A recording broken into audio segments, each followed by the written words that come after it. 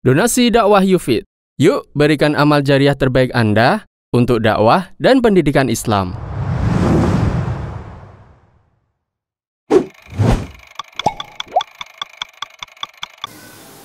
Yujahiduna fi sabilillahi wa la yakhafuna laumata laim. Di antara sifat mereka, mereka tidak takut celaan orang yang mencela. Orang yang cinta kepada Allah dan Allah cinta kepada dirinya, maka dia tidak takut celaan orang yang mencela kalau memang dia berada di atas kebenaran. Ya, jangankan dicela oleh orang dengan lisan mereka. Dia terbunuh karena membela kalimat Allah, maka dia rela dan tidak takut. Ya, kalau hanya sekedar dicela, ya diumpat atau diremehkan karena dia ya melakukan atau menghidupkan sunnah, maka ini sesuatu yang ringan bagi mereka. Jangankan dicela, ya mereka dibunuh karena mereka berpegang teguh dengan tauhid, berpegang teguh dengan sunnah, maka ini adalah ya sesuatu yang biasa bagi mereka, dan ini adalah konsekuensi dari keimanan mereka kepada Allah dan juga Rasulnya. Maka sikap seorang wali di antara wali-wali Allah, mereka tidak takut terhadap celaan orang yang mencela, tetapi mereka bersabar.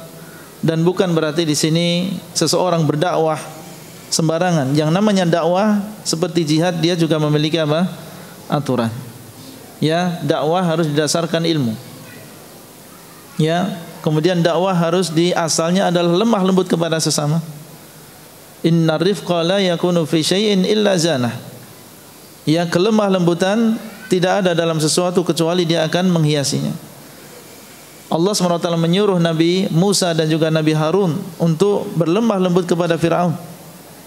Faqula lahu qawlan layyinan. Hendaklah engkau mengucapkan kepada Fir'aun, kalian berdua mengucapkan kepada Fir'aun ucapan yang baik, yang lembut. Karena diharapkan dengan kelemah lembutan kita di dalam berdakwah, hikmahnya kita di dalam berdakwah, maka manusia akan mudah masuk ke dalam agama ini, mudah bagi mereka untuk mengikuti sunnah Rasulullah sallallahu alaihi wasallam. Harus didasarkan ilmu dan juga harus disertai dengan kelemah lembutan. Demikian pula orang harus bertahap.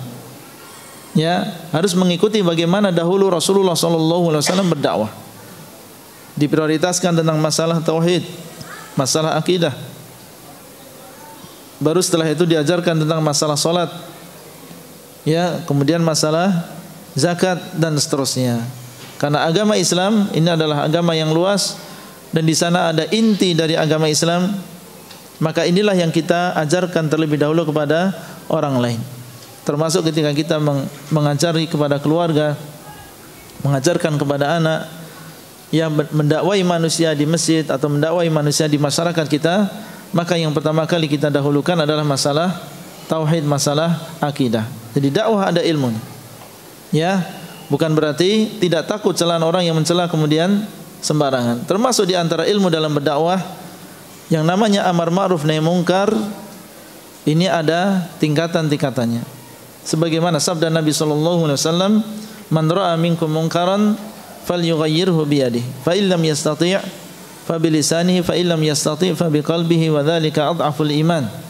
Barang siapa di antara kalian yang melihat kemungkaran, maka hendaklah dia rubah dengan tangannya.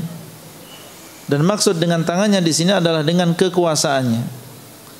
Kalau memang kita memiliki kekuasaan, maka silahkan kita merubah kemungkaran dengan kekuasaan yang kita miliki. Kita berkuasa di rumah kita sebagai seorang kepala keluarga. Ada kemungkaran di rumah, maka ini daerah kita.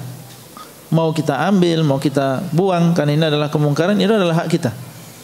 Ya, karena ini ada di dalam kekuasaan kita. Barang siapa yang melihat kemungkaran, hendaklah dia mengubah dengan tangannya. Kalau tidak mampu, maka dengan lisannya. Berarti seseorang apabila tidak memiliki kekuasaan, ya, maka dia jangan merubah kemungkaran dengan kekuasaan, karena dia tidak memiliki. Yang bisa dia lakukan adalah dengan lisan. Ya, kalau memang dia berilmu, dia sampaikan dengan lisan.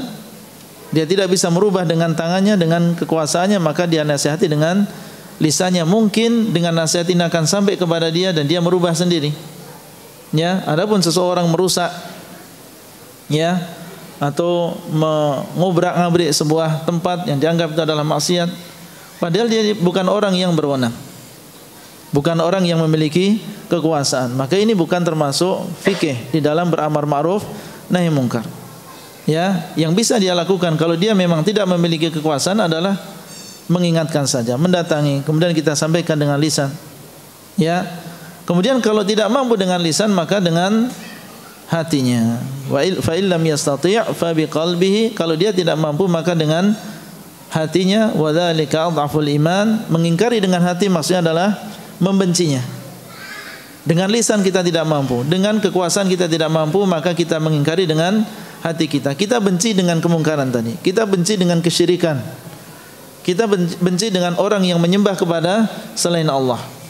Harus ada di dalam hati kita perasaan benci tadi. Kalau tidak ada perasaan benci, maka tidak ada setelahnya keimanan.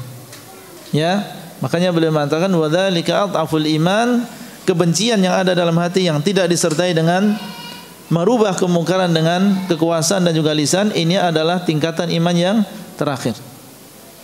Maka harus ada kebencian di dalam hati kita, dan kebencian ini bisa bertambah, bisa berkurang. Ya, bisa lemah, bisa menguat. Maka ini adalah termasuk fikih di dalam beramar ma'ruf nahi mungkar.